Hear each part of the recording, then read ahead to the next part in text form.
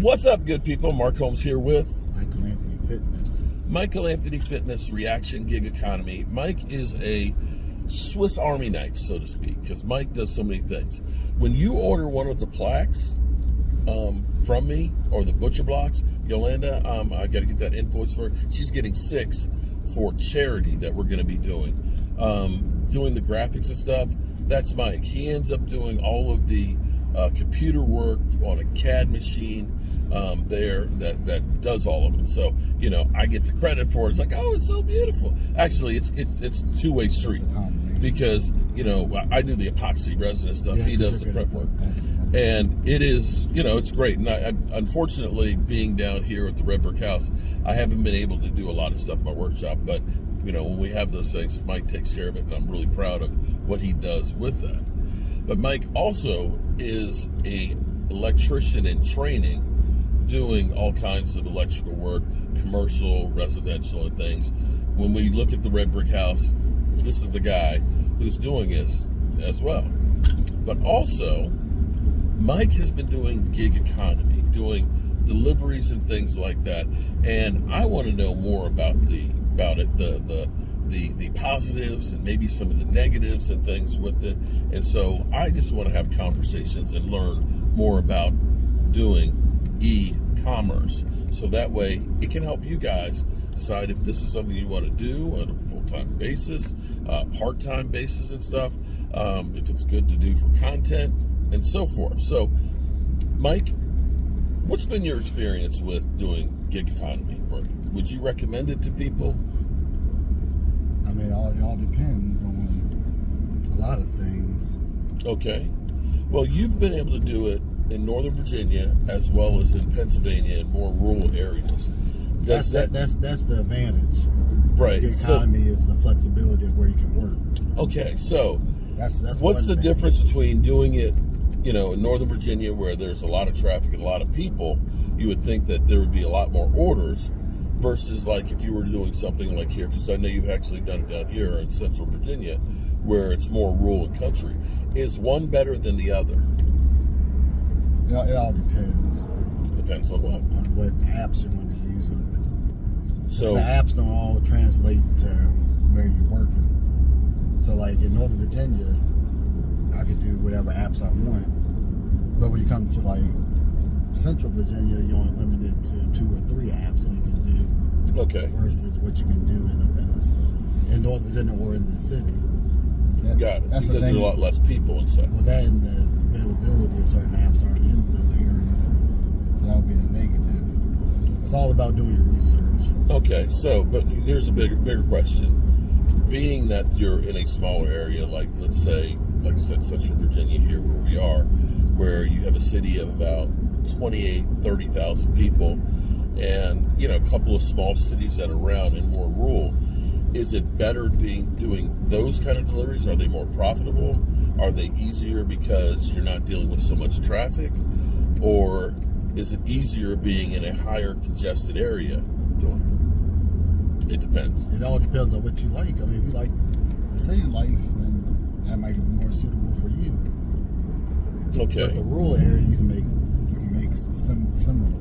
So there's not really a price difference of money that you make. It's all about the availability of the apps that you can work. Because if you could get on a freight app, like freight, that pays more than your traditional DoorDash and your Ubers. If you get on an app like that, but that's only in like the cities. So you can't do something like that in Central Virginia.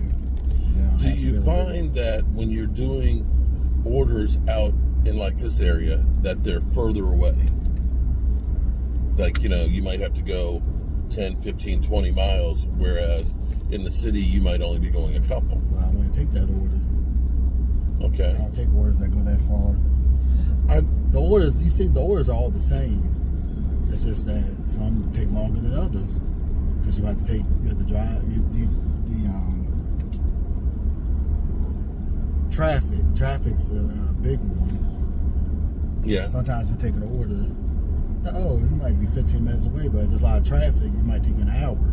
I tell you what, I wouldn't want to. Having been in Atlanta with the Super Bowl one year, It was insane because I only had to go 2 miles to drop this guy off, but it was 45 minutes of driving. But you make bank.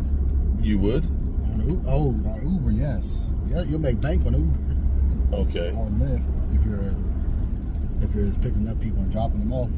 Wait till the concert or something like that, or a big event. The surge charges, you'll make lots of money.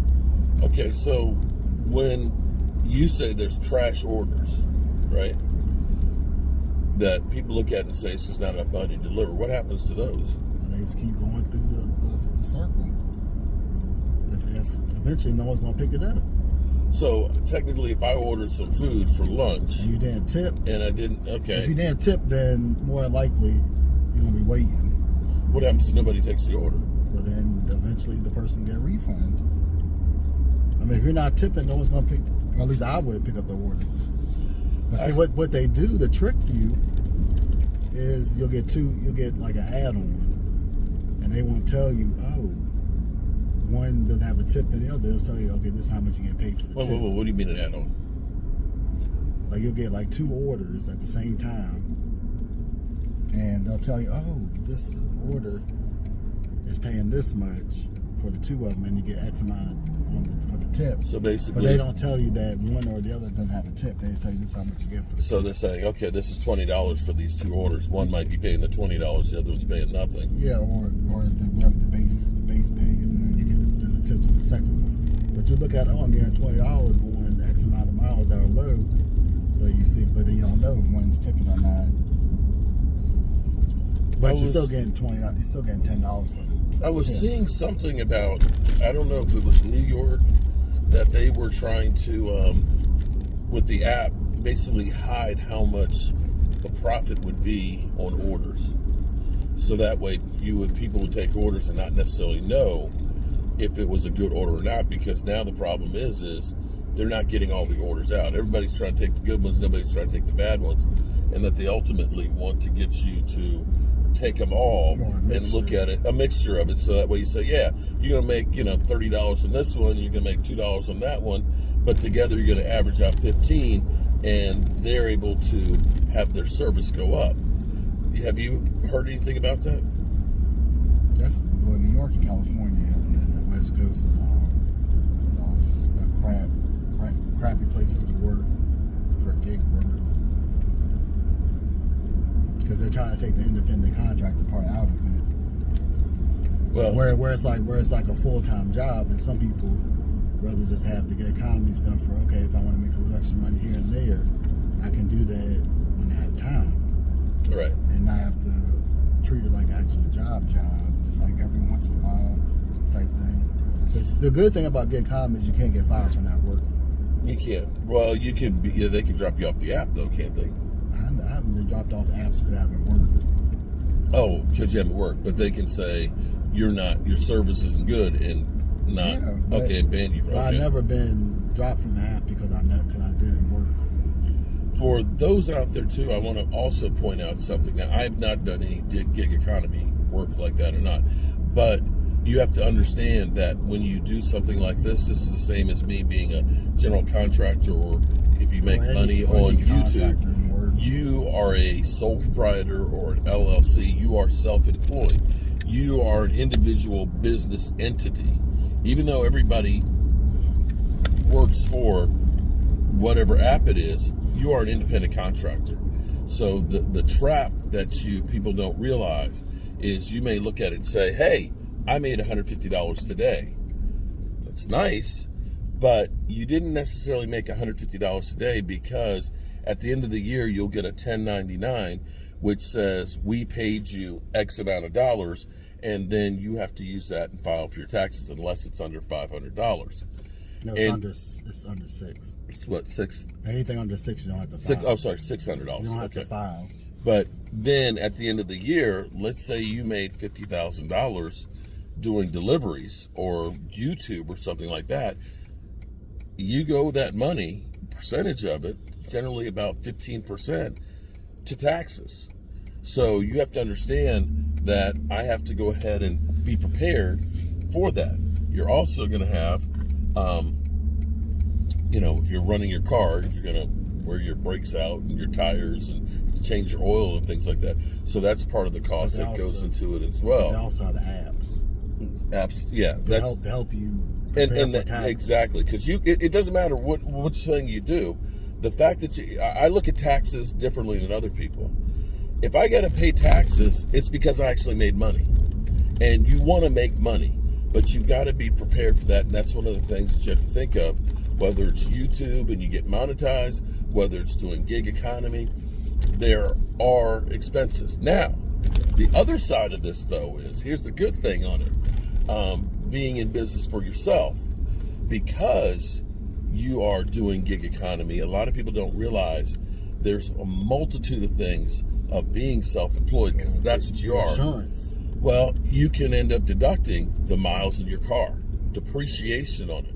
You can deduct your cell phone, because that's an instrument you use for your business. So your cell phone bill, your cell phone, and all that are all things that you do. If you set up in your house a desk to go ahead and keep your paperwork together, you can deduct part of your house as your home office, because this is your business. You are in business yourself, and you may want to become an LLC or even an S corporation. And I would say talk to a tax person about doing those things, because those tax advantages can help take care of the taxes that you have to pay, being independent contractor. So that's the good part of it. Anything else that you'd like to add to this? Any problems that you've had? Have been chased by dogs? Crazy customers? I don't even deal with the crazy ones. You don't deal with the crazy ones? If they start acting crazy, I just get on support and they just cancel the order. Okay. Would you recommend doing gig work to people? On a part-time basis, yes. Okay. If you're looking for something that you can do, where you can make extra money, yeah, on a part-time basis, whenever you feel like it, then it's a good place to start. Final question here, because you have been doing it for what, about 3 years? Since the pandemic. Yeah, since right after the pandemic. Has it gotten better or worse doing gig economy? It's gotten better. You more profitable or easier? Because a lot of good things came out of the pandemic for gig economy. Okay. Like before, trying to get close to that tree. They weren't doing leaving at the door. Okay. And then once the pandemic came around, they were allowing us to leave at the door. Which means you don't have to wait for people. And then they changed the process of it, where you take photos and a whole bunch of stuff to make it a lot easier for us to say, okay, we can just, if they give us the option to leave at the door, you leave at the door, and then you go on to the next gig. Okay. So that makes us. Well, I would also say, I guess it's safer for you guys too. The fact that you don't have to handle money.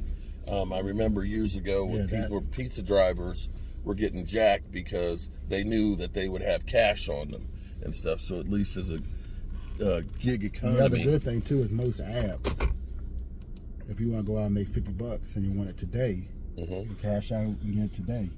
On most apps, if you just want to make $50 just to put in your pocket, just for the heck of it. Okay. So that's the other good thing too, is you get the money today and not have to wait on most apps. Well, and I'm going to say this is how Jay Leno had said years ago that you should have your main gig that pays your bills, and then you want to have a second gig. It's funny I say gig. Second gig that becomes your investment money, so that way you have money to do something else. Because ultimately, it's not necessarily what you make, it's what you do with it. I know people who are making six figures that are literally living paycheck to paycheck because, you know, they're living in DC or, you know, apartments that are, you know, $3,000-$4,000, and then they've got their Mercedes Benz that's cost them $1,000 a month, and they are literally every penny that comes in. Just get a Mustang. Well, I'm just kind of pointing, but every penny that comes in is immediately going out. And then I know people that are only making like $50,000 a year that are able to, that they're living within their means, and they're saving about $10,000 a year. So which one would you rather be? I guess you'd rather be the one with the fancy apartment or house and the great car. But when it comes to working and having something in the future, you're better off that guy that can put away that $10,000 every year that lets that money work for them and make money on it. So, that's what I would say here with Michael Anthony Fitness Reaction. Sadly, since we've gotten the red brick house finished, Mike's been working with those electrical work and stuff like that, so we haven't been able to work together a lot, and I miss having these conversations with my son and hanging with them, and this has been a great week doing that. And I hope he says this. I hope he feels the same. It's been, I say it's productive. Oh, it's definitely been productive. Been working on a lot of great things together. So, there you have it. Michael Anthony Fitness Reaction Gig Economy with Mark Holmes and Jobu Sports combined together. Boom! There you go. Peace.